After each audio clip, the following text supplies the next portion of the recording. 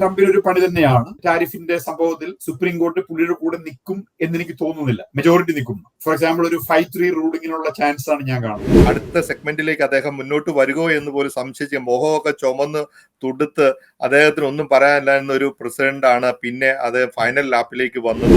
ഞാൻ എപ്പോഴും പറയുന്നു അങ്ങനെ ആകണം. Make India great again. അതിനകത്തിൽ എന്താ കുഴപ്പം? അത് ഞാൻ എതിർക്കുന്നു. ഇന്ത്യ ഒരു ഇമിഗ്രന്റ് കൺട്രി എന്ന് പറഞ്ഞതിനെ ഞാൻ എതിർക്കുന്നു. കാരണം ഇന്ത്യ എന്തുകൊണ്ട് എതിർക്കുന്നു? ഇന്റർനാഷണൽ എക്കോണമിക് പവേഴ്സ് ആക്ട് അല്ലെ, IEPA, അതിന്റെ ബേസിൽ ട്രംപ് എടുത്ത് എക്സിക്യൂട്ടീവ് ഓർഡറുകൾ ലീഗൽ അല്ല എന്നാണ് കോടതി പറഞ്ഞത്. Tariff is a tax, even though it is not directly to the American people, it is to the foreign governments. മാറി വരുന്ന അഡ്മിനിസ്ട്രേഷനുകളെ സംബന്ധിച്ചിടത്തോളം അഡ്മിനിസ്ട്രേഷൻസിന് പൊളിറ്റിക്സിൽ ഫോർ എവർ പിന്നെ ശത്രുക്കളില്ല എന്ന് നിങ്ങൾ തന്നെയല്ലേ കഴിഞ്ഞ ദിവസം പറഞ്ഞത്?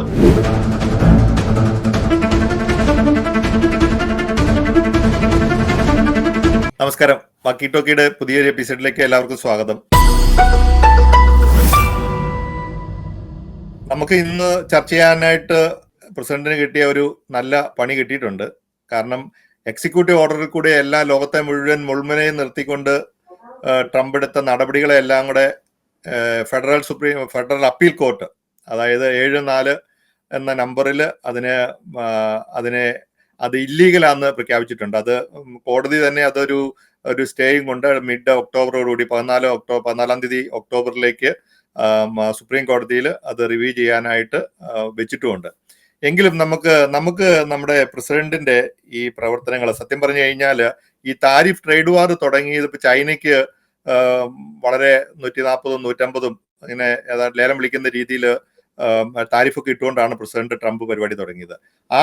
ആ ചൈനയുടെ പുറകെ ഇപ്പോൾ 6 ലക്ഷം സ്റ്റുഡന്റ് വിസ കൊടുക്കാം എന്നൊക്കെ പറഞ്ഞ് വളരെ എളുപ്പിനായിട്ട് നടക്കുന്ന ഒരു പ്രസിഡന്റിനെയാണ് കാണുന്നത്. കാരണം യാതൊരു വിധത്തിലുള്ള ഒരു സ്റ്റെബിലിറ്റിയും ഇല്ലാതെ ആണ് അദ്ദേഹത്തിന്റെ പ്രവർത്തനം. ഞാൻ ഇതിനകത്ത് നമ്മൾ കഴിഞ്ഞ ദിവസം നമ്മൾ ചർച്ചയിൽ പറഞ്ഞ ഒരു കാര്യമുണ്ട്. അദ്ദേഹത്തിന്റെ ആദ്യ ടേമില് ഇലക്ഷനിൽ അദ്ദേഹത്തിന്റെ കഴിവിനെയും അദ്ദേഹത്തിന്റെ കപ്പാസിറ്റിയും ഒന്നും നമ്മൾ കുറച്ച് കണ്ടിട്ടല്ല പറയണത്.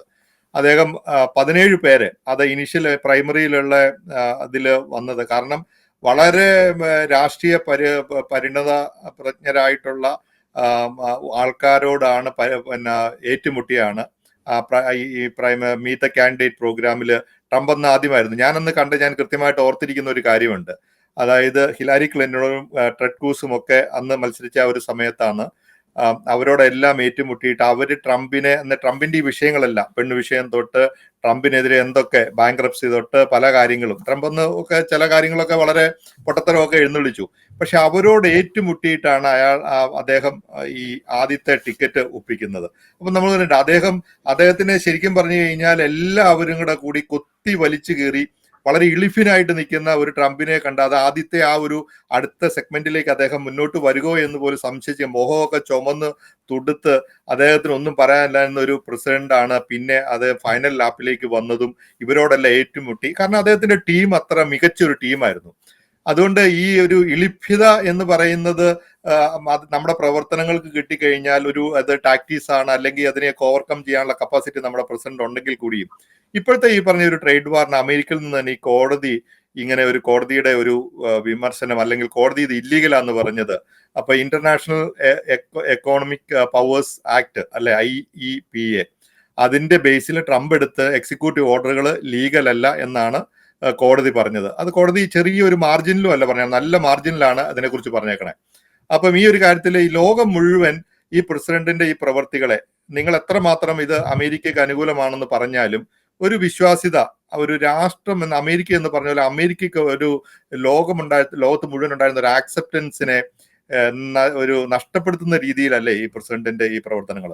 അല്ല, ഇപ്പം ഞാൻ പറഞ്ഞല്ലോ, ഇപ്പൊ ട്രംപിന്റെ സ്വഭാവം ഞാൻ കഴിഞ്ഞ ആഴ്ച പറഞ്ഞതുപോലെ തന്നെ ഈ ഉണ്ടാവുന്ന കൺഫ്യൂഷൻസ് മാനേജ് ചെയ്യാൻ അതിൽ നിന്നുണ്ടാവുന്ന ഇളിഭ്യത ഇല്ലാത്ത ഒരാളാണ് ട്രംപ്. അപ്പൊ അതുകൊണ്ട് തന്നെ പുള്ളി കുറെ കാര്യങ്ങളും കൂടി ചെയ്യാൻ ശ്രമിക്കുന്നു, പുള്ളിക്ക് ഇഷ്ടമുള്ള പോലെ. ബാക്കിയുള്ള എന്ത് സംഭവിക്കുന്നു നോക്കാതെ ആ വരുന്ന സംഭവം അവിടെ വെച്ച് ഡീല് ചെയ്യാൻ പുള്ളി അതിനകത്തൊരു നാണക്കേടോ, പുള്ളി ഇന്നലെ പറഞ്ഞത് മാറ്റി പറയേണ്ടി വന്നിട്ടുള്ള ഒരു വിഷമമോ ഒന്നും ഇല്ലാത്ത ആ ഒരു ക്വാളിറ്റി, അത് ഒരു മോശം ക്വാളിറ്റി ആയിട്ട് ജിൻസ്മൻ പറഞ്ഞു.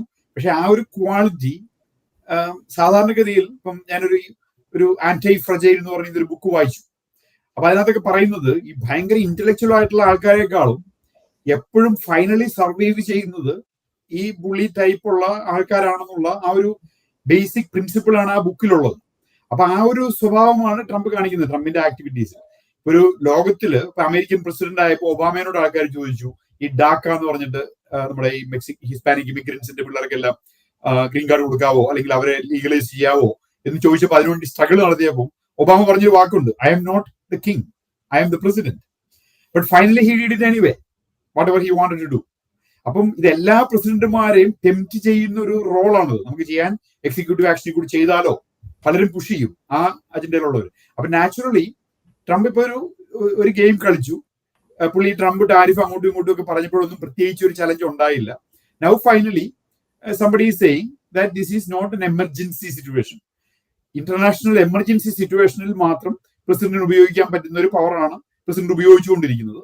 ഇതിങ്ങനെ എല്ലാ കൺട്രികൾക്കെതിരായിട്ടും ഒക്കെ പ്രഖ്യാപിക്കണമെങ്കിൽ you need to have congressional approval because taxing authority according to US constitution tariff is a tax even though it is not directly to the American people, it is to the foreign governments. So foreign import exporters. അപ്പൊ ആ tax ചുമത്താനുള്ള responsibility US-ലേക്കുള്ള എന്ത് ടാക്സും കോൺഗ്രസിനേ ഉള്ളൂ. അപ്പൊ naturally അവർ പറയുന്നതിനകത്തൊരു ന്യായമുണ്ട്. പക്ഷെ ട്രംപിന് എന്തോരം നടക്കുമെന്നാണ് നോക്കുന്നത്. എന്ന് പറഞ്ഞാൽ പുള്ളിയുടെ സുപ്രീം കോടതിയിൽ പുള്ളി മെജോറിറ്റി ഉണ്ടെന്ന് പുള്ളി വിശ്വസിക്കുന്നു. പക്ഷെ അറ്റ് ദ സെയിം ടൈം പല ഇഷ്യൂസിലും സുപ്രീം കോടതി ട്രംപിന്റെ തീരുമാനങ്ങളോട് എതിരായിട്ടുള്ള തീരുമാനം എടുത്തിട്ടുണ്ട്. ചീഫ് ജസ്റ്റിസ് റോബർട്ട്സും എമി കോണി ബാരറ്റും 2 ജസ്റ്റിസസും ഇൻഡിപെൻഡന്റ് ആയിട്ട് വളരെ ഇൻഡിപെൻഡൻസ് കാണിച്ചിട്ടുണ്ട്.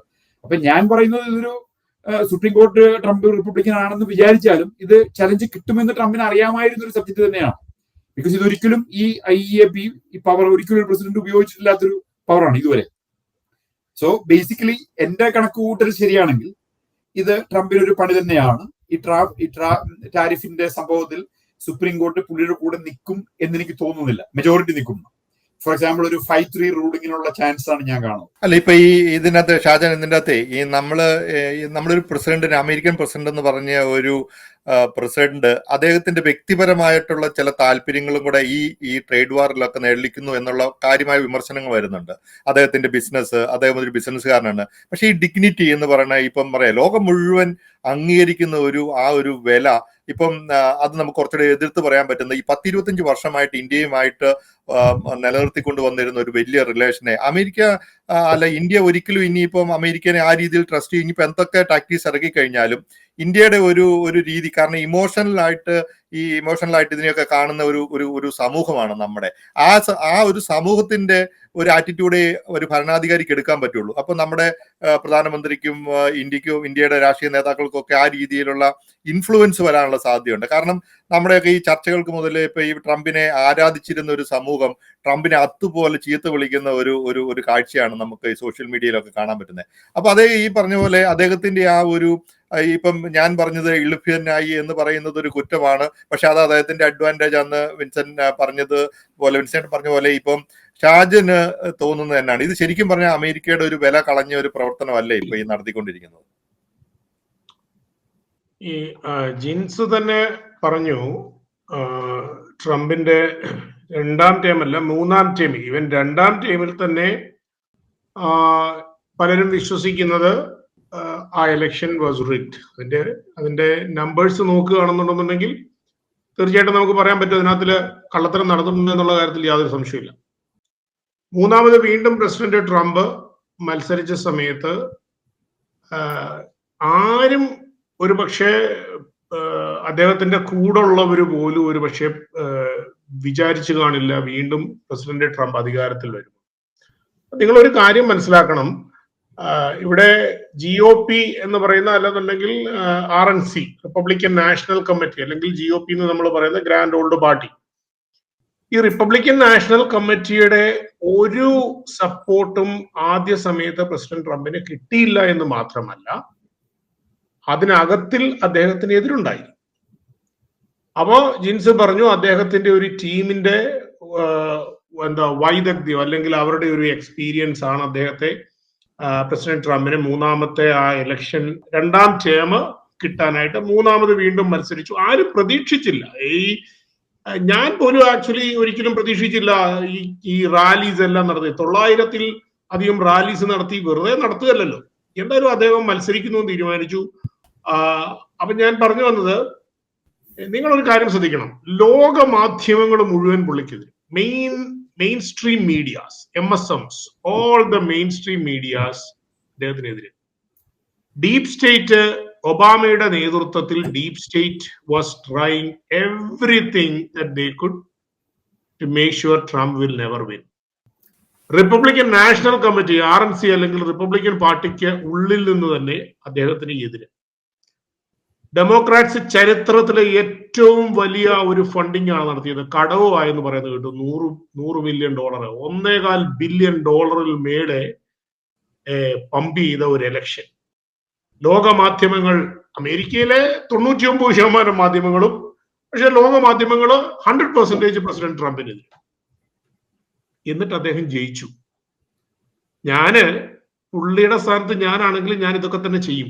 കാരണം എന്താണെന്നറിയോ, ഇനി പുള്ളിയെ സംബന്ധിച്ചിടത്തോളം പുള്ളിക്ക് ആ ഒരു നമ്മൾ ഈഗോ എന്നൊക്കെ പറയുന്ന പറഞ്ഞാൽ അത് ചെറിയൊരു ഈഗോ ഒന്നും അല്ല. ഒരാളെ തകർക്കാനായിട്ട് ഒരു സംവിധാനം മുഴുവൻ, ലോകരാഷ്ട്രങ്ങൾ മുഴുവൻ, രാജ്യങ്ങൾ മുഴുവൻ, ഇവിടുത്തെ പ്രോ ടെററിസ്റ്റ് ഓർഗനൈസേഷൻ ഉൾപ്പെടെ, ഡ്രഗ് കാർട്ടൽസ് ഉൾപ്പെടെ, സറൗണ്ടിങ് നേഷൻസ് ആയ സൗത്ത് അമേരിക്ക, കാനഡ ഉൾപ്പെടെ ഒരു മനുഷ്യനെതിരെ ഒരു യുദ്ധം പ്രഖ്യാപിച്ചങ്ങ് ഇറങ്ങിയേക്കുക. പിന്നെ അത് മാത്രമോ, എത്ര കേസുകൾ അല്ലേ, കോടതി വിധി വന്ന് അദ്ദേഹത്തെ ജയിലിൽ അടയ്ക്കുന്ന സാഹചര്യം വരെ വന്നു. ഇതെല്ലാം ഒരു മനുഷ്യൻ ഒറ്റയ്ക്ക് നിന്ന് നേരിട്ട് ഒരു എലക്ഷൻ ജയിച്ചു എന്ന് പറഞ്ഞു കഴിഞ്ഞാൽ എനിക്ക് അതിനകത്തിൽ സത്യത്തിൽ ഒന്നും തോന്നുന്നില്ല. അദ്ദേഹം ഈ ചെയ്യുന്നതിനകത്തിലൊന്നും പുള്ളിയെ സംബന്ധിച്ചിടത്തോളം ഇതിനകത്തിൽ അമേരിക്കയുടെ വില എന്നൊക്കെ നമുക്ക് പറയാം. ഞാൻ ചോദിക്കുന്നത്, എവിടെയാണ് അമേരിക്കയുടെ വില കളഞ്ഞു കുടിക്കുന്നത്? നിങ്ങൾ നോക്കുന്നുണ്ട് ലോകരാഷ്ട്രം. ഇപ്പൊ ജിൻസിനെ സംബന്ധിച്ചിടത്തോളം ജിൻസിന്റെ വീട്ടിലെ കാര്യങ്ങളാണോ പ്രധാനം, അതോ എന്റെ വീട്ടിലെ അല്ലെങ്കിൽ വിൻസെന്റ് വീട്ടിലെ കാര്യങ്ങളാണോ പ്രധാനം? നിങ്ങളുടെ വീട്ടിലെ കാര്യങ്ങൾ നമ്മൾ പറയുന്നുണ്ട്, of course it's two different thing. രാജ്യങ്ങൾ തമ്മിലുള്ള ബന്ധവും ഡിപ്ലോമാറ്റിക് റിലേഷൻസും ഒക്കെ പറയും. പക്ഷെ ഞാൻ വീണ്ടും പറയുകയാണ്, എല്ലാ രാജ്യങ്ങൾക്കും, ഇപ്പൊ നമ്മൾ ഈ ചർച്ചയിൽ കഴിഞ്ഞ ദിവസം പറഞ്ഞിട്ടുണ്ടെങ്കിൽ നമ്മളെ പച്ചയ്ക്ക് തെറി വിളിക്കുകയാണ്. നാട്ടിലിരുന്ന ആളുകളൊക്കെ പച്ചയ്ക്ക് തെറി വിളിച്ചിട്ട് പറയുന്നു, ട്രംപിന് അമേരിക്ക ഫസ്റ്റ് ആണ്, ഞങ്ങൾക്ക് ഇന്ത്യ ഫസ്റ്റ്. ഞാൻ പറയുന്നത് ആകട്ടെ, ഞാൻ എപ്പോഴും പറയുന്നു അങ്ങനെ ആകണം. Make India great again. അതിനകത്തിൽ എന്താ കുഴപ്പമെന്താ? അവരങ്ങനെ ആകട്ടെ. ഷാജൻ പറഞ്ഞ ഒരു കാര്യത്തില് അദ്ദേഹം ഈ ഇലക്ഷന് ജയിച്ചത് കൊണ്ട് നമുക്ക് എല്ലാ കാര്യങ്ങളും ചെയ്യാനായിട്ടുള്ള റൈറ്റ് കിട്ടുക. അത് ജനാധിപത്യത്തില് അതൊരു ക്രൈറ്റീരിയ ആണോ? നമുക്ക് ഒരാളെ ഇലക്ട് ചെയ്യപ്പെട്ടു എന്ന് പറഞ്ഞാൽ എന്തും ചെയ്യാനുള്ള ഒരു റൈറ്റ് ആയിട്ട് അതിനെ കണക്കൂട്ടാൻ എന്തും ചെയ്യുന്നില്ല. ഞാൻ ചോദിക്കുന്നത്, ഒരു നിയമവിരുദ്ധമായിട്ട് എന്താണ് ചെയ്യുന്നത്? ഈ രാജ്യത്തിന് താരിഫ് കിട്ടണമെന്ന് പറയുന്നത് നിയമവിരുദ്ധമായിട്ട് എന്താ ചെയ്യണമെന്ന് ഇല്ലീഗൽ എന്ന് പറഞ്ഞാൽ നിയമവിരുദ്ധമാണല്ലോ ഇപ്പൊ കോടതി പറഞ്ഞു. ഞാൻ ഷാജിന്റെ കൂടെ അല്ലെങ്കിൽ ട്രംപിന്റെ പോളിസികളോട് ഒന്നിച്ച് നിൽക്കുന്ന ആളാണ്. ഈ ടാരിഫ് എല്ലാം അത് കൃത്യമായിട്ടും വേണ്ടതാണ്. അമേരിക്കൻ ഏറ്റവും നാളും ആൾക്കാർ എക്സ്പ്ലോയിറ്റ് ചെയ്തുകൊണ്ടിരുന്നു എന്ന് വിശ്വസിക്കുന്ന ഒരാളാണ്. അറ്റ് ദ സെയിം ടൈം ഇത് ഈ പുള്ളിക്ക് ഇപ്പൊ എതിരെ ഉണ്ടായിരിക്കുന്ന ഈ 7-4 ആ ഒരു റൂളിംഗ് നിൽക്കുമോ ഇല്ലയോ എന്നുള്ളതാണ് നമ്മുടെ അടുത്ത ക്വസ്റ്റ്യൻ. ഞാൻ വിൻസെന്റിനോട് ഞാനൊരു ക്വസ്റ്റ്യൻ ചോദിക്കാൻ പോയി. എനിക്ക് അതിന്റെ ഒരു I am just doing some research on it. ഞാൻ അതിലേക്കാണ് വരുന്നത്. അപ്പൊ ഞാൻ പറഞ്ഞു വന്നത്, നമ്മൾ ജനറലി ഇതിനെക്കുറിച്ച് കോർട്ടിന്റെ ruling is a different thing. ഇപ്പൊ ജിൻസ് ആദ്യമേ ഇല്ല, നമ്മുടെ നാട്ടിലെ ഈ ചാനലിൽ ഇവരെ ആമുഖം പറയുന്ന പോലെ ജിൻസ് ട്രംപ് ഇളിഭ്യനായി, ട്രംപ് അതായി, ഈ രാജ്യത്തിന് നാണക്കേടായി എന്നൊക്കെ പറഞ്ഞു കഴിഞ്ഞാൽ ഒന്നും സമ്മതിക്കില്ല. അങ്ങനൊന്നും സമ്മതിച്ചു തരാൻ പറ്റില്ല. ഈ രാജ്യത്തിന് ഒരു നാണക്കേടുമില്ല. നിങ്ങൾ കഴിഞ്ഞ ദിവസത്തെ എക്കണോമിക് ഗ്രോത്ത് നോക്കൂ, ഫിസിക്കൽ ഗ്രോത്ത് നോക്കൂ, ഇൻഫ്ലേഷൻ നോക്കൂ. ഈ രാജ്യത്തിന്റെ നാണക്കേട്. കഴിഞ്ഞ 6 വർഷത്തിനിടയിൽ ഗ്യാസിന്റെ ഏറ്റവും വിലക്കുറവ് ഈ മാസങ്ങളിലാണ്. എവിടെ? ലേബർ ഡേ ഹിസ്റ്റോറിക് റേറ്റ് നോക്കിക്കോളൂ. ഹിസ്റ്റോറിക് റേറ്റിൽ കഴിഞ്ഞ 5 വർഷത്തെ റേറ്റിൽ ലേബർ ഡേ വീക്കെൻഡിലെ ഗ്യാസിന്റെ ഏറ്റവും കുറവ് വില ഈ ലേബർ ഡേ വീക്കെൻഡിലാണ്. ഞാൻ ഇന്നലെ 2:49 ഗ്യാസ് അടിച്ചു. ജിൻസിനത് ഫീൽ ചെയ്യാത്തത് ന്യൂയോർക്കിലൊക്കെ ട്രംപിന്റെ വില കുറവ് ഞാൻ കണക്ടിക്കട്ടിൽ നിന്ന് കഴിഞ്ഞ ഒരു 2 ആഴ്ച മുമ്പ് $5.50 അടിച്ചത്. സ്റ്റേറ്റുകളിൽ അങ്ങനെയാണ്. ഗ്യാസ് അടിച്ചേ. ഷെൽ അടിച്ചത് 2.49. 1-2 അല്ല, വെറും 2.49 ഇന്നലെ ഷെൽ അടിച്ചു ജോർജിയയിൽ. ഫ്ലോറിഡയിൽ 2.38 കിട്ടും. 289 in Florida. 289. അപ്പൊ ഞാൻ പറഞ്ഞത് ആവറേജ് 315 മറ്റോ ആണ് ആവറേജ് ലേബർ ഡേ വീക്കെൻഡിലെ കഴിഞ്ഞ 5 വർഷത്തെ. അപ്പൊ ഞാൻ ചോദിക്കുന്നത് എന്ത് എളുപ്പമാണെന്ന് നിങ്ങൾ പറയുന്നത്. ഓക്കെ, ഇന്ത്യക്ക് പ്രശ്നമുണ്ട്, അതൊരു സുഹൃത്ത് രാജ്യം എന്നുള്ള നിലയിൽ, ഇന്ത്യയുടെ സ്ട്രാറ്റജിക് പാർട്ണർ എന്നുള്ള നിലയിൽ ഇന്ത്യക്ക് പ്രശ്നമുണ്ട്. ഞാൻ ഇനി ഒരു കാര്യം കൂടെ ജിൻസിനോട് പറയാം. മാറി മാറി വരുന്ന അഡ്മിനിസ്ട്രേഷനുകളെ സംബന്ധിച്ചിടത്തോളം അഡ്മിനിസ്ട്രേഷൻസിന് പൊളിറ്റിക്സിൽ ഫോർ എവർ പിന്നെ ശത്രുക്കളില്ല എന്ന് നിങ്ങൾ തന്നെയല്ലേ കഴിഞ്ഞ ദിവസം പറഞ്ഞത്? പൊളിറ്റിക്സിൽ there is no eternal enemies. ഇന്നത്തെ ശത്രു നാളത്തെ ഏറ്റവും വലിയ മിത്രമാകും. അതുകൊണ്ടാണല്ലോ മാർക്കോ റൂബിയോയും ഒരു സ്റ്റാൻഡ് വേണ്ടേ, ഒരു സ്റ്റാൻഡ് വേണ്ടേ? ഇപ്പൊ ചൈനയുടെ പുറകെ നടപ്പ 6 ലക്ഷം സ്റ്റുഡന്റ് വിസ കൊടുക്കാമെന്നൊക്കെ പറഞ്ഞ് പുറകെ അത് ശരിയല്ല. അങ്ങനെ പുതിയ വിസ ഒന്നും ഇഷ്യൂ ചെയ്യുന്നില്ല. ഞാൻ ഇന്നലെ നിങ്ങളത് അങ്ങനെ ഇഷ്യൂ ചെയ്യുന്നില്ല എന്ന് പറഞ്ഞു കഴിഞ്ഞാൽ ഇവിടെ മീഡിയക്കകത്ത് വരുന്ന കാര്യങ്ങൾ വിശ്വസിക്കാതിരിക്കാൻ പറ്റും. നോക്കുന്നേ, അങ്ങനെ ഒരു സാധനം ഇല്ല. പുതിയ 6 ലക്ഷം നിയമം കോൺഗ്രസ് നിയമം പാസ്സാക്കണം. ഇപ്പൊ ഈ നിയമം പോലും ഇപ്പൊ ട്രംപ് എടുക്കുന്ന എക്സിക്യൂട്ടീവ് ഓർഡർ പോലും സെനറ്റിന് എടുക്കാൻ അധികാരമുള്ള ഇപ്പം അധികാരമില്ല, സെനറ്റിന് അധികാരമുള്ളൂ. അല്ല, ഞാനതാ വിൻസനോട് ചോദിക്കാൻ വരുന്നത്. Maybe Vinson might know. ഞാനിപ്പോ നിങ്ങൾ പറഞ്ഞ ഇടത്തേക്ക് വരാണ്. 7-4 എന്ന് പറയുന്ന പ്യുവർലി പാർട്ടിസാൻ റൂളിൽ, പ്യുവർലി പാർട്ടിസാൻ ഡിസിഷൻ ആണ് വാഷിംഗ്ടൺ DC-യിലെ ഫെഡറൽ അപ്പീൽ കോർട്ടിൽ നടന്നതെന്നുള്ള ഒരു സംശയം വേണ്ട, അല്ലെ? 7 പേരിൽ 4 ലിബറൽ ജഡ്ജസ് ആണ് അത് എതിർത്തത്. ഓക്കെ, നൗ ഇപ്പൊ വിൻസൻ പറഞ്ഞ അനുസരിച്ചാണെങ്കിൽ സുപ്രീം കോർട്ടിലേക്ക് വരുവാണെങ്കിൽ സുപ്രീം കോർട്ടിൽ റിപ്പബ്ലിക്കൻസിന് മജോറിറ്റി ഉണ്ട്. ഏമി കോണി ബാരറ്റും അതുപോലെ തന്നെ ജോൺ റോബർട്ട്സും ഉൾപ്പെടുന്ന അവര് രണ്ടുപേരും കൂടെ കൂടുകയാണെന്നുണ്ടെങ്കിൽ ഇറ്റ്സ് 7 ആണ് കിട്ടേണ്ടത്, അല്ലെ? 7 or 5:3 or something like that. 6-3 ആണ്. ഞാൻ ഓക്കെ, അതിനകത്ത് നമുക്കൊന്ന് ഏമിയെ സംബന്ധിച്ചിടത്തോളം അവര് എടുത്തിരിക്കുന്ന എല്ലാ തീരുമാനങ്ങളും ട്രംപിന് അഗൻസ്റ്റ് ആയിട്ട് എടുത്തിട്ടില്ല. 1-2 എണ്ണമാണ്. പക്ഷെ ചില കാര്യങ്ങളിൽ അവരുടെ എടുത്തേക്കുന്ന തീരുമാനം പ്രശ്നമാണ്. അപ്പൊ അത് നമുക്ക് ഇപ്പോഴും ഒന്നും പ്രെഡിക്റ്റ് ചെയ്യാൻ പറ്റുന്നില്ല. എനിക്ക് വിൻസനോടുള്ള ചോദ്യം, സപ്പോസ് സുപ്രീം കോർട്ടിൽ ഇതങ്ങ് പരാജയപ്പെട്ടു എന്നിരിക്കട്ടെ, സുപ്രീം കോർട്ടും പറയുകയാണ് ഈ താരിഫ് ഇല്ലീഗൽ ആണ് എന്ന് പറഞ്ഞു കഴിഞ്ഞു കഴിഞ്ഞാൽ, what is next? Can the Congress pass a bill? That is my question. Yes, absolutely. The Congress can pass the bill. The Congress, see, ഇപ്പൊ എന്താ സംഭവിക്കുന്നത് വെച്ച് കഴിഞ്ഞാൽ, ഈ ടാരിഫിന്റെ എല്ലാ കൺസിഡറേഷൻസും വെച്ച് ഇന്ത്യയോടും ചൈനയോടും ഇതുവരെ ഈ സെപ്പറേറ്റ്, അതായത് ഈ സെപ്പറേറ്റ് ആയിട്ട് ഡീൽ ഉണ്ടാക്കിയിട്ടുള്ള രാജ്യങ്ങൾക്ക് ഈ നിയമം ബാധകമല്ല. അവിടെ ഇപ്പൊ ട്രംപ് ഓൾറെഡി ഡീൽ ഉണ്ടാക്കി കഴിഞ്ഞു. ഇപ്പൊ ജപ്പാനുമായിട്ടും സൗത്ത് കൊറിയ ആയിട്ടും ഒക്കെ ഡീൽ ഉണ്ടാക്കി കഴിഞ്ഞു. ഇപ്പൊ ഈ ഡീൽ ഇല്ലാത്ത രാജ്യങ്ങൾക്കാണ് ഈ സംഭവങ്ങളുള്ളത്. ഇപ്പം ഇന്ത്യ ആയിട്ട് ഡീൽ ഉണ്ടായിട്ടില്ല, ചൈനയായിട്ട് ഡീൽ ഉണ്ടായിട്ടില്ല, കാനഡയായിട്ട് ഡീൽ ഉണ്ടായിട്ടില്ല. ആ ഡീൽ ഉണ്ടാവാത്ത രാജ്യങ്ങളിൽ മാത്രമാണ് ഈ റൂളിങ്ങിന് എന്തെങ്കിലും പ്രസക്തി ഉള്ളത്. മറ്റേ സ്ഥലത്തെല്ലാം ഡീൽ ഫിക്സ് ചെയ്ത് കഴിഞ്ഞു. നിങ്ങൾക്കുള്ള ടാരിഫ് ഇതാണ്, ഞങ്ങൾ ഇങ്ങോട്ട് വരുമ്പോഴുള്ള ടാരിഫ് ഇതാണ്, അത് ഓൾറെഡി ഫിക്സ് ചെയ്ത് കഴിഞ്ഞു. അപ്പോൾ ഈ ഡീൽ ഇല്ലാത്ത രാജ്യങ്ങളിൽ ഒരു കംപ്ലീറ്റ് ആയിട്ടുള്ള ഒരു എല്ലാ രാജ്യങ്ങൾക്കും എതിരെയുള്ള ഒരു ടാരിഫ് അങ്ങനെ പ്രഖ്യാപിക്കാനുള്ള റൈറ്റ് പ്രസിഡന്റിന് ഇല്ല. ബിക്കോസ് ഈ റൂള് എമർജൻസി സിറ്റുവേഷൻസിൽ നമ്മുടെ ശത്രു രാജ്യങ്ങളോ അല്ലെങ്കിൽ അമേരിക്കയായിട്ടൊരു ഓപ്പൺ കൺഫ്രണ്ടേഷൻ ഉള്ള രാജ്യങ്ങൾക്കും എതിരെ പ്രഖ്യാപിക്കാനുള്ള സാധനമാണ് ഈ ട്രംപ് ഉപയോഗിച്ചുകൊണ്ടിരിക്കുന്ന ലീഗൽ ക്ലോസ്. അതാണ് ഈ കോർട്ട് പറഞ്ഞിട്ടുള്ളത്. അപ്പൊ ട്രംപിന് ഇനി ചെയ്യേണ്ടി വരിക എന്താന്ന് വെച്ച് കഴിഞ്ഞാൽ, കൺസിസ്റ്റന്റ് ആയിട്ടുള്ള ഒരു പോളിസി. ഇപ്പൊ കോൺഗ്രസിന് എല്ലാ ദിവസവും നിയമം പാസ്സായിക്കൊണ്ടിരിക്കാൻ പറ്റില്ലല്ലോ. He's changing executive order every day, he can. But കോൺഗ്രസിൽ പാസ്സാവണമെങ്കിൽ ട്രംപ് പറയുന്നു, ഓക്കെ, ഇന്ത്യയുടെ ടാരിഫ് 50 ആണ്. Then he has to convince all the Congress members. The Republicans have to vote. Senate will definitely approve it because Senate 55-54 seat ഉണ്ട് റിപ്പബ്ലിക്കൻസിന്. അപ്പം എന്റെ കാര്യകാരണ സഹിതം വിശദീകരിച്ചു കഴിഞ്ഞാൽ നമുക്ക് മനസ്സിലാക്കാൻ പറ്റുമെങ്കിൽ, ഇന്ത്യക്കാരെന്നുള്ള നിലയ്ക്ക് എനിക്കിത് മനസ്സിലാക്കാൻ ഒരു ബുദ്ധിമുട്ടുമില്ല. I support Trump's tariff, no doubt. Tariff മാത്രമല്ല, നമ്മളിപ്പോ പറഞ്ഞല്ലോ, ഇപ്പൊ നിങ്ങൾ പറയുന്ന ഒരു ചേഞ്ച്, GDP-യുടെ ചേഞ്ച് ഒക്കെ നമുക്ക് സാധാരണക്കാരന് മനസ്സിലായി വരാനായിട്ട് സമയമെടുക്കും. അതിനുള്ള ടൈം ആയിട്ടില്ല. ഈ പ്രസിഡന്റ് ആയിട്ട് ഒരാൾ ഇവിടെ തെരഞ്ഞെടുക്കപ്പെട്ട 4 വർഷത്തേക്കേ ഉള്ളൂ. ഇപ്പൊ തന്നെ 6 മാസം കഴിഞ്ഞു, അല്ലെ 6 മാസം അല്ലെ 8 മാസം ഇത് കഴിഞ്ഞു. ഈ സാധാരണക്കാരന് ഇപ്പം ഇവിടുത്തെ യാതൊരു സാധനങ്ങളുടെ വില വർധനവിലോ മനുഷ്യന്റെ ജീവിത സാഹചര്യത്തിലോ അവന്റെ പേച്ചെക്കിൽ വരുന്ന ടാക്സിന്റെ കുറവ്, ഇപ്പൊ കഴിഞ്ഞ ദിവസം പെറ്റീഷ്യ പറഞ്ഞു പേച്ചെക്കിൽ ഒരു ഡിഫറൻസ് വന്നിട്ടുണ്ടെന്ന്. ഇവിടെ ഒന്നും ആ ഒരു പേച്ചെക്ക് നിങ്ങളത് പറഞ്ഞതിന് ശേഷം അത് നമ്മൾ ചെക്ക് ചെയ്തു, അതൊന്നും ഇവിടെ ഫെഡറലോ സ്റ്റേറ്റിലോ അല്ലെങ്കിൽ മേടിക്കുന്ന സാലറി ആൾക്കാരുടെ കാര്യമായിട്ട് വ്യത്യാസം വന്നിട്ടില്ല. ഒരു കാര്യമായിട്ടല്ല, വ്യത്യാസമേ വന്നിട്ടില്ല.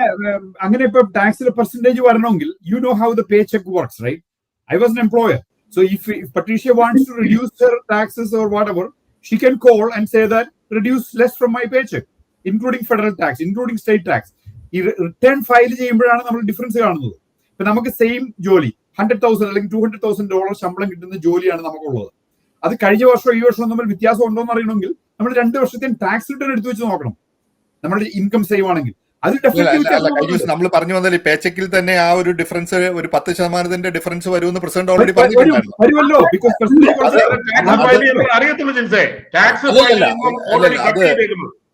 ഓക്കെ, അപ്പൊ ഞാൻ പറഞ്ഞു വന്നത് ആ ഒരു പേച്ചക്കിന്റെ ഇഷ്യൂ മാത്രമല്ല, സാധാരണക്കാർ അവരുടെ ജീവിതത്തിൽ നമ്മളിപ്പോ ഈ പ്രസിഡന്റിന്റെ പ്രവൃത്തികൾ പറയും, ഇലക്ഷൻ കഴിഞ്ഞിട്ട് അദ്ദേഹത്തിനെ സപ്പോർട്ട് ചെയ്ത കമ്മ്യൂണിറ്റി, കാരണം നിങ്ങൾ ഒരു കാര്യത്തിൽ നിങ്ങൾ അഗ്രി ചെയ്യുന്നുണ്ടല്ലോ, ഇതൊരു ഇമിഗ്രന്റ് കൺട്രിയാണ്. അതായത് പ്രസിഡന്റ് ശരിക്കും പറഞ്ഞാൽ വളരെ റേഷ്യലായിട്ട് ഈ പ്രസിഡന്റ് പല പ്രസ്ഥാനങ്ങളും നടത്തിയിട്ടുണ്ട്. അദ്ദേഹം മിനിഞ്ഞാന്ന് വന്നു, നമ്മൾ ഇന്നലെ വന്നു, അത്രയും വ്യത്യാസമല്ലേ ഉള്ളൂ. പക്ഷെ അദ്ദേഹത്തിന്റെ പ്രവൃത്തി, അതേ ഇലക്ഷൻ കഴിഞ്ഞിട്ട് അദ്ദേഹം ഇവിടെയുള്ള കമ്മ്യൂണിറ്റികളുടെ, പക്ഷെ അതിന് ഇതിന്റെ അകത്ത് ന്യായീകരണം പറയുകയാണെങ്കിൽ ക്രിമിനൽ കേസുള്ള അല്ലെങ്കിൽ ഗ്രീൻ കാർഡ് റിവ്യൂ ചെയ്യും, അല്ലെ സിറ്റിസൺഷിപ്പ് റിവ്യൂ ചെയ്യും. ത്രട്ടനിങ് ആണല്ലോ ഇവിടുത്തെ. ഇത് ആരോടാണ് ത്രട്ടൻ ചെയ്യണേ? ഈ രാജ്യത്ത് ഞാൻ യോജിക്കുന്നില്ല. അതായത് ഈ ഇമിഗ്രന്റ് കൺട്രി ആണെന്ന് പറഞ്ഞാൽ ഇന്ത്യ ഒരു ഇമിഗ്രന്റ് കൺട്രിയാണ്. നമ്മുടെ കേരളത്തിലെ ഒറിജിനൽ ആൾക്കാരാരാ? അവിടെ നിന്ന് ഒറിജിനൽ എന്ന് പറയാൻ ഷെഡ്യൂൾഡ് കാസ്റ്റ്, ഷെഡ്യൂൾഡ് ട്രൈബ്. അല്ലല്ല, അതില് വ്യത്യാസമുണ്ട്. അതില് വ്യത്യാസമുണ്ട്.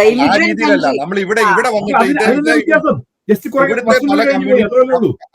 അതായത് കേരളത്തില് നമ്മളിപ്പോ നമ്മുടെ സുറിയാനി ക്രിസ്ത്യാനികൾ നമ്മൾ പറയുന്നു തോമസ് ലീ ഒന്നു പറയുന്നു. അത് ഞാൻ എതിർക്കുന്നു. ഇന്ത്യ ഒരു ഇമിഗ്രന്റ് കൺട്രി എന്ന് പറഞ്ഞതിനെ ഞാൻ എതിർക്കുന്നു. കാരണം ഇന്ത്യ എന്തുകൊണ്ട് എതിർക്കുന്നു? അത് ഇന്ത്യ എന്ന് പറയുന്നത് ഇന്ത്യ എന്ന് പറയുന്നത് അവിടെ നിന്ന് ഒറിജിനൽ ആയിട്ടുള്ള മൈഗ്രേഷൻ അല്ല. US എന്ന് പറയുന്ന കൺട്രി ഇമിഗ്രന്റ് കൺട്രി എന്ന് പറയുന്നത് അതെന്ന് പറയുന്നത് ടിപ്പിക്കലി ഒരു ഇമിഗ്രന്റ് കൺട്രി എന്ന് പറയാനുള്ള കാരണം ഇന്ത്യ എന്ന് പറയുന്ന കൺട്രി US എന്ന് പറയുന്ന ഇമിഗ്രന്റ് കൺട്രിയോട് കൂടെ താരതമ്യപ്പെടുത്താൻ ഇന്ത്യയെ അങ്ങനെ താരതമ്യപ്പെടുത്താൻ പറ്റില്ല. എന്തുകൊണ്ട് പാടില്ല? എന്തുകൊണ്ടെന്ന് പറഞ്ഞു കഴിഞ്ഞാൽ നാട്ടുരാജ്യങ്ങളായിരുന്ന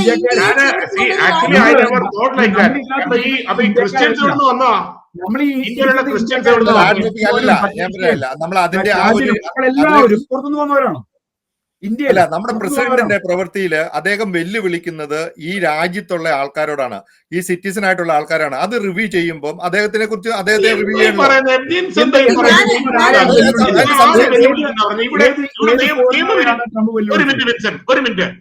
നിയമാനുസൃതമായിട്ട് ഗ്രീൻ കാർഡ് ഉള്ളവര് പോയി വോട്ട് ചെയ്ത് കഴിഞ്ഞു കഴിഞ്ഞാൽ അവർക്ക് സിറ്റിസൺഷിപ്പിന് അപ്ലൈ ചെയ്യുമ്പോൾ സിറ്റിസൺഷിപ്പ് കൊടുക്കില്ല എന്ന് പറയുന്നത് നിയമവിരുദ്ധമാണ്.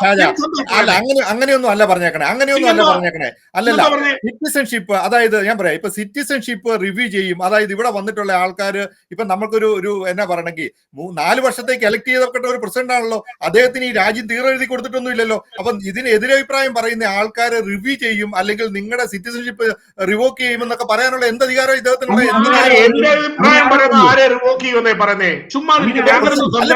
പ്രസിഡന്റിന്റെ പ്രസ്താവന തന്നെയാണ്.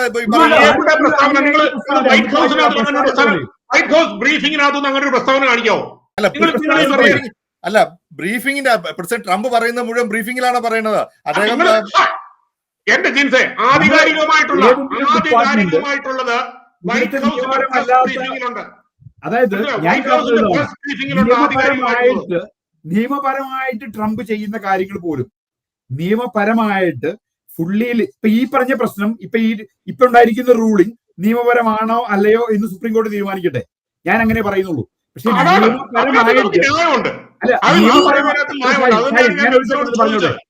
ഒരു സെക്കൻഡ് പറയട്ടെ ഈ പോയിന്റ്. അതായത് നിയമപരമായിട്ട് ട്രംപ് ചെയ്യുന്ന കാര്യങ്ങൾ പോലും കോർട്ടുകൾ കയറി ആക്രോശിച്ച് എല്ലാത്തിനും കയറി പണിഷ് ചെയ്തുകൊണ്ടിരിക്കുകയാണ്, നിയമപരമായിട്ട് ചെയ്യുന്ന കാര്യങ്ങൾ പോലും. അപ്പോ നിയമപരമല്ലാത്തൊരു കാര്യം ജിൻസ്മോൻ ചെയ്തു എന്ന് പറഞ്ഞാൽ അത് കോർട്ടിൽ ചാലഞ്ച് ചെയ്യപ്പെട്ടില്ലേ? ഏത് പ്രസ്താവനയാണ് ജിൻസ്മോൻ പറയുന്നത്? ഇതിന്റെ അകത്തൊരു കാര്യം എന്താണെന്നറിയാവോ? അദ്ദേഹം ശരിക്കും പറഞ്ഞ ഒരു സ്ട്രീറ്റ് ആൾക്കാർ റേസിസ്റ്റ് ആയിട്ട് പെരുമാറുന്ന ആൾക്കാരുടെ കൂടെ നിങ്ങൾക്കറിയാലോ, നമ്മൾ ഈ രാജ്യങ്ങളിൽ ഇതിൽ നടക്കുമ്പോൾ പല സ്ഥലങ്ങളിൽ പല സ്റ്റേറ്റിലും പല രീതിയിലുള്ള റെസ്പോൺസ് മൈഗ്രേറ്റ് ചെയ്ത് വന്നിട്ടുള്ള ഇവിടുത്തെ കമ്മ്യൂണിറ്റികൾ ഫേസ് ചെയ്തിട്ടുണ്ട്. എന്ന് പറയുന്ന പോലെ ഒരു പ്രസിഡന്റിന്റെ ഭാഷ, അതിപ്പോ എത്ര പ്രസ്താവനകളിൽ അദ്ദേഹം നമ്മൾ പറയുന്നില്ല പാർലമെന്ററി അൺപാർലമെന്ററി ആയിട്ടുള്ള പ്രസ്താവനകൾ ഈ പ്രസിഡന്റ് നടത്തിയിട്ടുണ്ട്. അല്ല ഈ പ്രസിഡന്റ് അങ്ങനെ പറയാൻ മറ്റുള്ള പ്രസിഡന്റുമാർക്ക് ഇല്ലാതെ ഇവിടുത്തെ മൊത്തം ആൾക്കാരെ, അപ്പൊ നിങ്ങൾ ഈ പറഞ്ഞു വരുന്നത് കേട്ട് കഴിഞ്ഞാൽ ഒരു കാരണം ഈ രാജ്യത്തെ സിസ്റ്റം ഇതിനു മുമ്പ് ചെയ്ത റിപ്പബ്ലിക്കന്മാരും അല്ലെ ഡെമോക്രാറ്റുകളായിട്ടുള്ള എല്ലാ പ്രസിഡന്റുമാരും ഈ രാജ്യത്തെ മുഴുവൻ നശിപ്പിച്ചു, അല്ലെ ഈ രാജ്യത്തിന് മുഴുവൻ പ്രശ്നം ഉണ്ടാക്കി എന്നുള്ള ഒരു രീതിയിലാണ് നിങ്ങൾ പോലും അതിനെ സംസാരിക്കുന്നത്. ട്രംപ് മാത്രമാണ് ഈ രാജ്യത്തെ രക്ഷിക്കാൻ പോകുന്നുള്ള ഒരു രാജ്യത്തിന്റെ കാര്യം എടുത്താൽ ഈ രാജ്യത്തിന്റെ താല്പര്യങ്ങൾ ബിൽ ക്ലിന്റൺ തുടങ്ങിയുള്ളവർ ഇങ്ങോട്ട് ഉണ്ടാക്കി വെച്ച പ്രശ്നങ്ങളാണ് ഇപ്പൊ നമ്മൾ ഫേസ് ചെയ്യുന്നത്. ഈ ബോർഡർ ക്രൈസിസ് ട്രംപിന്റെ ആദ്യത്തെ ടൈമിൽ ട്രംപ് ഫിക്സ് ചെയ്തുകൊണ്ട് വന്നല്ലേ? ആരാ പിന്നെ അത് നശിപ്പിച്ചേ? പിന്നെ ആരാ നശിപ്പിച്ചത്? എന്നിട്ട് നിങ്ങളിരുന്ന് വർത്തമാനം പറയുക. ഈ 4 വർഷം കൊണ്ട് ഷാജ അതൊരു കാര്യം പറയാം. ബോർഡർ ഇഷ്യൂസ് ഒക്കെ അത് ഇമിഗ്രേഷൻ, അതിനുവേണ്ടിയാണല്ലോ ട്രംപിനെ എലക്ട് ചെയ്ത് കൊണ്ടുവന്നത്. മെയിൻ ഇഷ്യൂ അതുപോലെ തന്നെയാണ് ജിൻസ്മോൻ ഈ താരിഫും. India was charging 100%, 150% on American products. ഇത്രയും ലേബർ എക്സ്പെൻസീവ് ആയിട്ടുള്ള, ഇത്രയും പ്രൊഡക്ഷൻ കോസ്റ്റ് കൂടുതലുള്ള ഒരു രാജ്യത്തുണ്ടാക്കുന്ന $100 സാധനം 250 രൂപയ്ക്ക് ഇന്ത്യയിൽ വിൽക്കാൻ പറ്റുള്ളായിരുന്നു. അതുപോലെ ചീപ്പായിട്ടുള്ള ലേബർ ഉള്ള സ്ഥലത്ത് ഉണ്ടാക്കുന്ന സാധനം ഇവിടെ അതേ വിലയ്ക്ക് വിൽക്കാൻ പറ്റുമായിരുന്നു. കഴിഞ്ഞ ദിവസം കാണുന്നില്ല. ഞാൻ പറഞ്ഞോട്ടെ, കഴിഞ്ഞ ദിവസം പറഞ്ഞത് അമേരിക്കൻ ഫ്ലാഗ് കത്തിച്ചു കഴിഞ്ഞു കഴിഞ്ഞാൽ 1 വർഷം തടവ്. അതിനെതിരെ ഇവിടെ കുറെ പേര് അങ്ങ് ഉറഞ്ഞു തുള്ളുകയാണ്. എന്താണെന്നറിയുമോ? Freedom of speech, freedom of action. LGBTQന്റെ ഒരു ഫ്ലാഗ് കത്തിച്ചതിന് ഒരുത്തിന് 1 വർഷമായിട്ട് ജയിലിൽ കിടക്കുക. അതിനകത്ത് എന്താ നിങ്ങൾക്ക് ഫ്രീഡം ഓഫ് സ്പീച്ചും ഫ്രീഡം ഓഫ് ആക്ഷനും ഇല്ലേ? അമേരിക്കൻ ഫ്ലാഗ് അമേരിക്കയുടെ മണ്ണിൽ വന്ന് വേറെ വല്ല രാജ്യത്തും കിടക്കുന്നവൻ ഇവിടെ വന്ന് കത്തിച്ചേച്ച് അതിന് സിന്താബ വിളിക്കാൻ പോകുന്നതാണോ ഈ രാജ്യത്തിന്റെ നിയമം? അതൊക്കെ ഒരു ഒറ്റപ്പെട്ട ഇഷ്യൂ അല്ലേ? രാഷ്ട്രീയമായിട്ട് അതല്ല, നമ്മൾ അമേരിക്കൻ പ്രസിഡന്റ് ഒരു ഡിഗ്നിറ്റി വെച്ചിട്ടാണ് നമ്മൾ സംസാരിക്കാൻ തുടങ്ങിയത്. അല്ല, അങ്ങനെ ഡൈവേർട്ട് ചെയ്തു പോയി. പറഞ്ഞ കാര്യങ്ങൾ ഡൈവേർട്ട് ചെയ്തു പോയി. അമേരിക്കൻ പ്രസിഡന്റ് ചെയ്യുന്ന മുഴുവൻ അമേരിക്കയ്ക്ക് കുഴപ്പമാണെന്നുള്ള നിലയിൽ നിങ്ങൾ സംസാരിച്ചു പറയൂ. നമ്മുടെ ഇറാനിൽ കൊണ്ട് എന്റെ മാത്രം അഭിപ്രായമല്ല, അങ്ങനെ അഭിപ്രായങ്ങളല്ലേ നമ്മൾ വാർ നടത്തുന്നത് ഡിഗ്നിറ്റി ആണോ? അല്ല, ഞാനൊരു കാര്യം വിൻസിനോട് ഞാനൊരു കാര്യം ചോദിച്ചോട്ടെ. അപ്പൊ ഈ ഒരു സംഭവം എന്ന് പറയുന്നത് ഇപ്പൊ ആഗോളതലത്തിൽ ബാധകമായിട്ടുള്ള റെസിപ്രോക്കൽ താരിഫുകൾ ഉൾപ്പെടെ ഇത്തരം വലിയ താരിഫുകൾക്ക് വ്യക്തമായ കോൺഗ്രസിന്റെ അധികാരമില്ല, അല്ലെങ്കിൽ എക്സിക്യൂട്ടീവ് അധികാരത്തെയും കവച്ചു വെക്കുന്ന ഇതാണെന്നുള്ള രീതിയിലാണ് കോടതി ഊന്നി പറഞ്ഞു വെക്കുന്നത്. അപ്പൊ ട്രംപിന്റെ ഇപ്പൊ ഈ എക്സിക്യൂട്ടീവ് അധികാരത്തെ കുറിച്ചുള്ള ഒരു സുപ്രധാന പരിശോധന ആവശ്യപ്പെട്ടുകൊണ്ടാണ് കോടതിയുടെ വിധി വന്നിരിക്കുന്നത്. ഭരണഘടനമായിട്ടുള്ള അതിരുകൾ സംരക്ഷിക്കണം, അല്ലെങ്കിൽ വ്യാപാര തീരുമാനങ്ങൾക്ക് ഏകപക്ഷീയമായി അടിച്ചേൽപ്പിക്കുന്നുവെന്നും നിയമനിർമ്മാണം നടത്തുന്നുവെന്നുള്ള ഒരു അതിനെ അതിര് കടക്കുന്നു എന്നുള്ള ഒരു തീരുമാനത്തിന്റെ പുറത്താണ് പിന്നെ അപ്പീൽ കോടതിയിൽ നിന്ന് വിധി വന്നിരിക്കുന്നത്. അപ്പോ എന്റെ ഒരു ചോദ്യം വന്നിട്ട്, ഇപ്പൊ ഇതിന് ഒക്ടോബർ 14 വരെയും സമയം കൊടുത്തിട്ടുണ്ട്. അപ്പീൽ പോകാനായിട്ട് ഒക്ടോബർ 14 വരെ സമയം കൊടുത്തിട്ടുണ്ട്. അപ്പോ അതെ, എന്റെ ഒരു ചോദ്യം എന്ന് പറയുന്നത്, ഇപ്പോ സ്കോട്ടസ് കേസ് എടുക്കുകയാണെങ്കിൽ ഇതിന് അവയിൽ ഏതെങ്കിലും ഒന്ന് ചെയ്യാം. അതായത് എന്താണ്, അപ്പീൽ കോടതിയിൽ വിധിയിൽ ചിലപ്പോൾ താരിഫുകൾ ശാശ്വതമായി റദ്ദാക്കാം, അല്ലെങ്കിൽ അപ്പീൽ കോടതിയിലെ വിധി റദ്ദാക്കിയിട്ട് ട്രംപിന് അധികാരം തിരികെ കൊടുക്കാം. ഇനി ഈ താരിഫുകൾ റദ്ദാക്കുകയാണെങ്കിൽ ഈ 25% റെസിപ്രോക്കൽ, ഞാനിപ്പോ ഇന്ത്യയുടെ കാര്യത്തിലേക്ക് വരിക, 25% റെസിപ്രോക്കൽ താരിഫിനെ ഇല്ലാതാക്കിയിട്ട് 25% തുടരുകയാണെങ്കിൽ ഇപ്പോ ഇന്ത്യ എടുത്തിരിക്കുന്ന തീരുമാനത്തില് എന്തെങ്കിലും മാറ്റം ഉണ്ടാവുമെന്ന് വിൻസെന്റ് തോന്നുന്നുണ്ടോ, അല്ലെങ്കിൽ ഷാജിന് തോന്നുന്നുണ്ടോ? ഇന്ത്യ എടുത്ത തീരുമാനം എന്താണെന്നുള്ളതല്ല നമ്മുടെ ഇവിടുത്തെ. അല്ല, ഞാനൊരു ചോദ്യം ചോദിക്കുന്നത്, കാരണം ഞാൻ ചോദിക്കുന്നത് കാരണം എന്താ, ഞാൻ ചോദിക്കുന്നത് അല്ല, ഞാനൊരു ക്ലാരിഫിക്കേഷൻ തരാം അതിന്. കാരണം നമ്മളിപ്പോ ഈ ഒരു സിറ്റുവേഷൻ വന്നതിനുള്ള കാരണം എന്തുകൊണ്ടാ ഇങ്ങനെയുള്ള താരിഫുകൾ, റെസിപ്രോക്കൽ താരിഫുകൾ ഉണ്ടായി?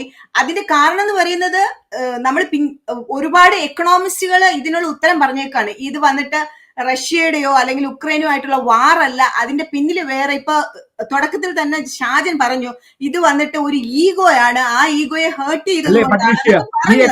ഈ എക്സ്പെർട്സ് തന്നെ പറഞ്ഞില്ലേ, 51 എക്സ്പെർട്സ് കൂടി പറഞ്ഞില്ലേ ഹണ്ടർ ബൈഡന്റെ ലാപ്ടോപ്പ് ഫേക്ക് ആയിട്ട് റഷ്യ ഉണ്ടാക്കിയതാണ്.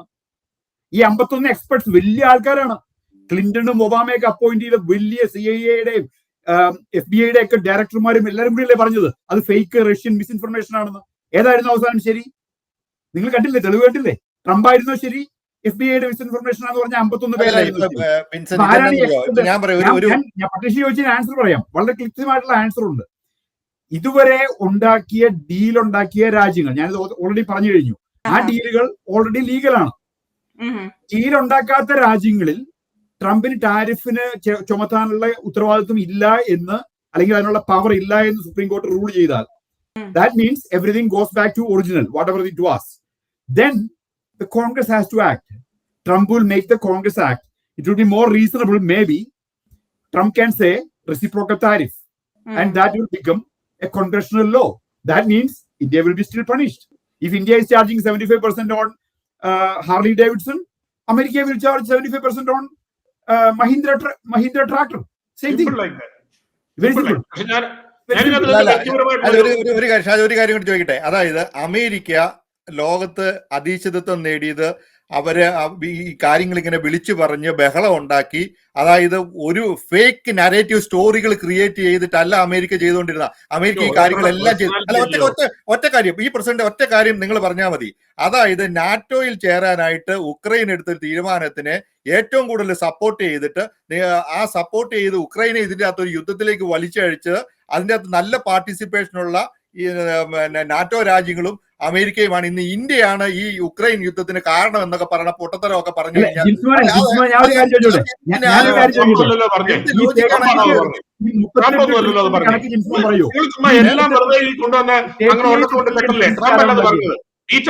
അത് പറഞ്ഞത്.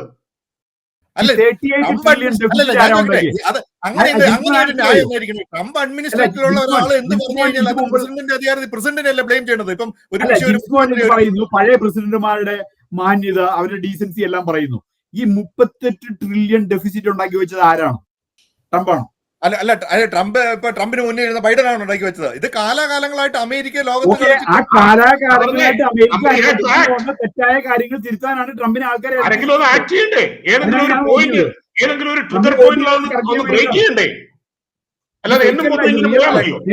Trillion dollars America owes to the rest of the world. 38 trillion dollars. അത് ലോകരാജ്യങ്ങൾക്കൊന്നും വിഷയമല്ലല്ലോ. മറ്റ് ലോകരാജ്യങ്ങൾക്ക് പറഞ്ഞ അധികാരം പിടിക്കുന്ന എല്ലാ രാഷ്ട്രത്തലവന്മാരും പറയുന്ന ഒരു വിഷയമാണ്. മൊത്തത്തിൽ റീഷബിൾ ചെയ്ത് ഈ 38 അമേരിക്ക ഇതുവരെ ഉണ്ടാക്കിയെടുത്ത് അമേരിക്കയുടെ കടം മുഴുവൻ ഈ പ്രസിഡന്റ് തീർക്കും എന്നുള്ളതാണോ നിങ്ങൾ പറയണേ? അത് രാജാവിനേക്കാളും വലിയ രാജഭക്തിയുള്ള ഒരു രാജസമൂഹം ഷാജിന് മനസ്സിലാവുന്നുണ്ട് ഈ കാശ് എങ്ങോട്ടാ പോകുന്നത് ടാരിഫില്. കാശ് എങ്ങോട്ടാ പോകുന്നത്? അല്ല, ഞാൻ ഒരു second India Harley Davidson bike ഇന്ത്യയിൽ വരുമ്പോ $50,000 വിലയുള്ള സാധനത്തിന് ഇന്ത്യ ഗവൺമെന്റ് പറയുന്നു ഇതിന്റെ വില 120,000 ആണ്. ആ കാശ് പോകുന്നത് ഇന്ത്യ ഗവൺമെന്റിന്റെ കോഫേഴ്സിലേക്കാണ്, ജനങ്ങളുടെ പോക്കറ്റിലേക്കല്ല. ഇന്ത്യ അമേരിക്കയും കൂടിയുള്ള ട്രേഡിൽ $50 billion India makes with tariff, വേറാസ് America is losing $50 billion. ഈ $50 billion കൂടിയാണ് ഈ 38 ട്രില്യൺ ഉണ്ടായത്. അത് നിങ്ങൾ അത് വേറെ ഏത് രാജ്യവുമായിട്ട് ബിസിനസ് ചെയ്താൽ ആ പൈസ കിട്ടും. ചൈനയുമായിട്ട് ബിസിനസ് ചെയ്താൽ കിട്ടുമോ? റഷ്യയുമായിട്ട് ബിസിനസ് ചെയ്താൽ കിട്ടുമോ? ഞാനൊരു നോർമൽ ക്വസ്റ്റ്യൻ ചോദിച്ചോട്ടെ. ഇത് പിന്നെ വിൻസൻ ചേട്ടനോ അല്ലെങ്കിൽ ഷാജനോ ആൻസർ ചെയ്താൽ മതി. ഈ നമ്മളിപ്പോ 50% ഇന്ത്യക്ക് നമ്മള് ടാരിഫ് ചുമത്തി. നമ്മൾ ഇപ്പൊ ഇവിടെ അവിടെ നിന്ന് ഒരു സാധനം ഇങ്ങോട്ടേക്ക് വരുന്നത് വെച്ചോളൂ. ഒരു ഉദാഹരണത്തിന് നമ്മള് പിന്നെ കിറ്റെക്സ് സാബുവിന്റെ അവിടെ നിന്ന് ഒരു ഉടുപ്പ് വരുന്നു, ഒരു കുട്ടികളുടെ ഒരു ഉടുപ്പ് വരുന്നു. അത് നമ്മളിപ്പോ ഒരു കണ്ടെയ്നർ വരുന്നു. നമ്മൾ അപ്പൊ അവിടെ നമുക്ക് ഒരു ഉദാഹരണത്തിന് നമ്മളൊരു ഒരു ഗാർമെന്റ് വരുന്നെന്ന് വെച്ചോളൂ. നമ്മൾ വാൾമാർട്ടിനോ അല്ലെങ്കിൽ ടാർഗറ്റിലോ അല്ലെങ്കിൽ നമ്മളിവിടെ പിന്നെ ജെസി പെനിയോ അല്ലെങ്കിൽ ഇവിടെ മേസീസോ എവിടെയെങ്കിലും പോയിട്ട് നമ്മൾ ഒരു കുട്ടികളുടെ ഉടുപ്പ് നമ്മൾ മേടിക്കുന്നു. ആ ഉടുപ്പിന് നമ്മൾ നേരത്തെ കൊടുത്തുകൊണ്ടിരുന്നത്, ഇപ്പൊ ഒരു ഉദാഹരണത്തിന് നമ്മൾ ഒരു ഉടുപ്പിന് നമ്മൾ കൊടുത്തുകൊണ്ടിരുന്നത് ഒരു $15 എന്ന് വെച്ചോളൂ. $10 ഞാൻ ചോദിക്കട്ടെ, $15 കൊടുത്തുകൊണ്ടിരുന്നു.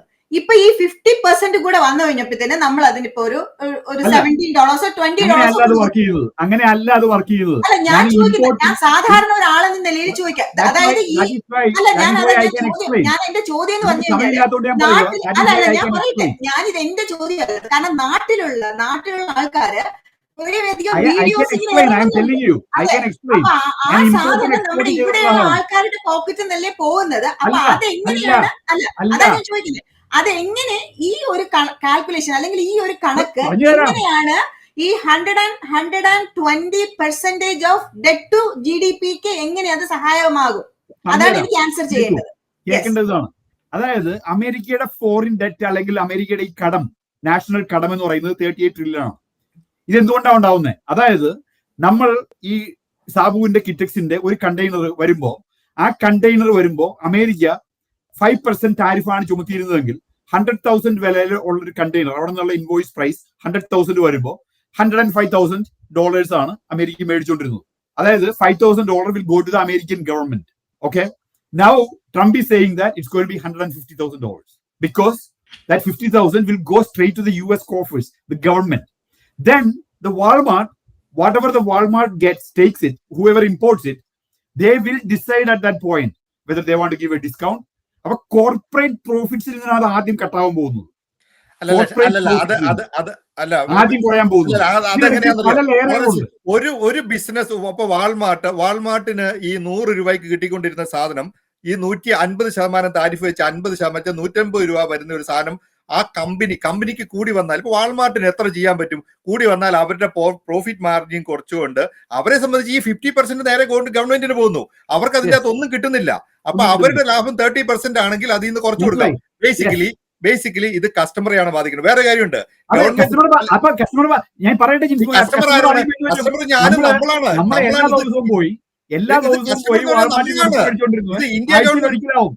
അല്ല ഇത് ഇന്ത്യ ഗവൺമെന്റ്, കസ്റ്റമർ എന്ന് വെച്ചാൽ നമ്മളാണ് സഹിക്കുന്ന ആരാ? അമേരിക്കക്കാരൻ is spoiled by the cheap goods because America is not imposing the same tariff.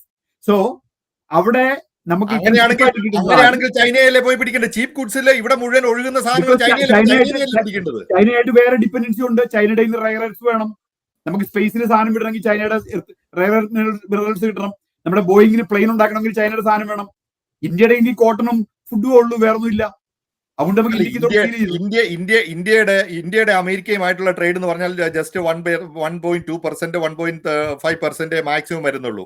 അമേരിക്കയുടെ മൊത്തം ട്രേഡുമായിട്ട് വെച്ച് നോക്കുമ്പോൾ അതൊരു കൺസേൺ ആയിട്ടുള്ള കാര്യമല്ല. പക്ഷേ ഈ പറഞ്ഞ പ്രശ്നം വെച്ചാൽ എല്ലാ രാജ്യങ്ങളുമായിട്ട് ഈ ഒരു ട്രേഡ് വാർ എടുത്ത് നിങ്ങൾ പറയുന്ന പോലെ ഒരു ബെനിഫിറ്റിന് പകരം ഇപ്പം ബ്രിക്സ് ആയിക്കോട്ടെ, മറ്റുള്ള പല യൂണിറ്റുകൾ വരികയും ഇവർ തമ്മിൽ ഇപ്പൊ ഈ ഡോളറിനെ ബാധിക്കുന്ന വിഷയം എന്ന് പറഞ്ഞു കഴിഞ്ഞാൽ അത് ലോകം മുഴുവൻ ബാധിക്കുക. പുള്ളിക്ക് ഇത് കറക്റ്റ് ചെയ്യാൻ കിട്ടുന്ന ഒരു സമയത്തിനപ്പുറമായിട്ട് ഒരു ദൂരവ്യാപകമായിട്ടുള്ള പ്രശ്നത്തിലേക്കാണ് ഈ രാജ്യത്തെ കൊണ്ട് എത്തിക്കുന്നത്. താൽക്കാലം നിങ്ങൾ ഈ പറയുന്ന ഒരു പോയിന്റിലൊക്കെ ഇത് ആദ്യം സഫർ ചെയ്യുന്നത് ഈ ട്രേഡ് താരിഫ് ഇവിടെ വരുന്ന പ്രോഡക്റ്റുകൾ ഒരു കാലം എടുക്കുമല്ലോ.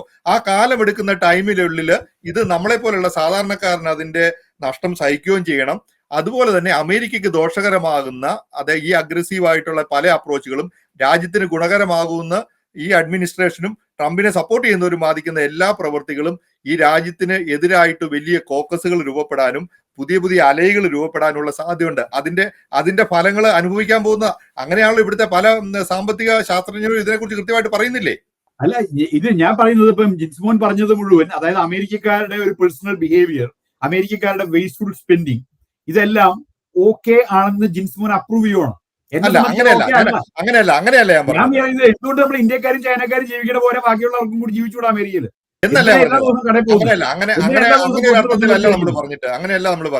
നമ്മുടെ ജീവിതത്തിൽ കുറച്ചും കൂടി വാല്യൂസ് ഒക്കെ വേണം. Then families will become stronger. ആൾക്കാർ വീട്ടിൽ നിന്ന് ഭക്ഷണം കഴിക്കാൻ തുടങ്ങും. എല്ലാ ദിവസവും റെസ്റ്റോറന്റിൽ പോകണ്ടാവും. സാധനങ്ങൾക്ക് വില കൂടുമ്പോൾ സാധനങ്ങൾക്ക് വില കൂടുന്നതിന് അതിൻ്റെതായിട്ടുള്ള ഗുണങ്ങളുണ്ട് സൊസൈറ്റിക്ക്. അപ്പൊ നമ്മൾ ബേസിക്കലി മനസ്സിലാക്കേണ്ടത് അതൊരു നല്ല ലോജിക്കല്ല. അത് കാരണം നല്ല ലോജിക്കല്ല, അത് സംഭവിക്കേണ്ട ആവശ്യമുള്ള Families are collapsing in America, and that is why Indians and Chinese and Asians are really becoming good because they have strong families.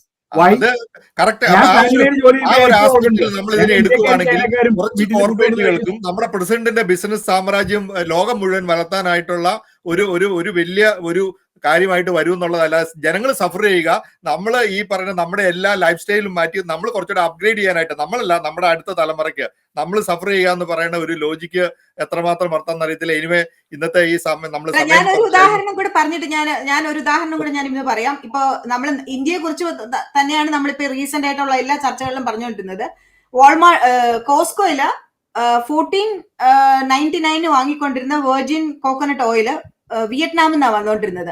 ആ സെയിം കോക്കനട്ട് ഓയിലിന് ഇപ്പൊ ഇന്നത്തെ റേറ്റ് എന്ന് പറയുന്നത് 1699 $2 ഇൻക്രീസ് വന്നിട്ടുണ്ട്. അപ്പൊ അത് അവർക്ക് കൊടുത്തിരിക്കുന്ന താരിഫ് എന്ന് പറയുന്നത്, അല്ല അത് ആ താരിഫ് എന്ന് പറയുന്നത് നമുക്ക് ഇന്ത്യയുടെ അത്രയും താരിഫ് വിയറ്റ്നാമിന് കൊടുത്തിട്ടില്ല. അപ്പൊ നമ്മൾ ഇത്ര നാൾ സംസാരിച്ചുകൊണ്ടിരുന്നത് ഇന്ത്യക്ക് താരിഫ് കൊടുത്തിട്ടുണ്ടെങ്കിലും അവരുടെ കോമ്പറ്റീറ്റേഴ്സ് ആയിട്ടുള്ള വിയറ്റ്നാമിനെയും ബംഗ്ലാദേശിനെയും പാകിസ്ഥാനെയും ശ്രീലങ്ക അല്ലെങ്കിൽ ചൈന മറ്റുള്ള തായ്ലൻഡ് പോലുള്ള രാജ്യങ്ങളെയൊക്കെ അമേരിക്കയ്ക്ക് സാധനങ്ങൾ വരുത്താമെന്ന് പറഞ്ഞു. പക്ഷെ അവിടെയും ഞാൻ ഈ ഒരു വ്യത്യാസം കണ്ടപ്പോഴത്തേനും എനിക്ക് തോന്നിയത് അതൊന്നും ഹെൽപ്പ് ചെയ്യാൻ പോകുന്നില്ല എന്നുള്ളത് തന്നെയാണ് ഇവിടെ എനിക്ക് പറയാനുള്ളത്. കാരണം ആ വ്യത്യാസം അവിടെ ചെയ്യില്ല.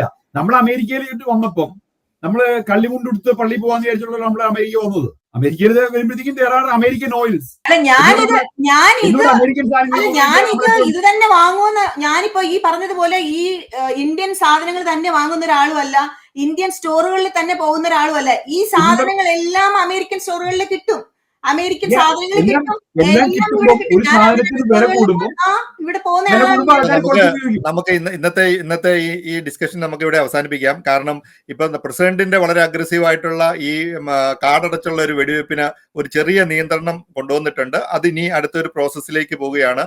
അമേരിക്കയ്ക്ക് ഒരു സിസ്റ്റം എന്നാണെങ്കിലും വളരെ കൃത്യമായിട്ടൊരു സിസ്റ്റം ഉണ്ട്. അതായത് 4 വർഷത്തെ ഈ ഒരു ടൈമിൽ കിട്ടിയിരിക്കുന്നത് അദ്ദേഹത്തിന് ചെയ്യാൻ പറ്റാവുന്ന കാര്യങ്ങളെല്ലാം ചെയ്യുന്നു. അത് അമേരിക്കയ്ക്ക് ഗുണം ചെയ്യുമോ ദോഷം ചെയ്യുമോ എന്നുള്ള കാര്യം ഇനി കാലത്തിന് മാത്രമേ പ്രൂവ് ചെയ്യാൻ പറ്റുള്ളൂ.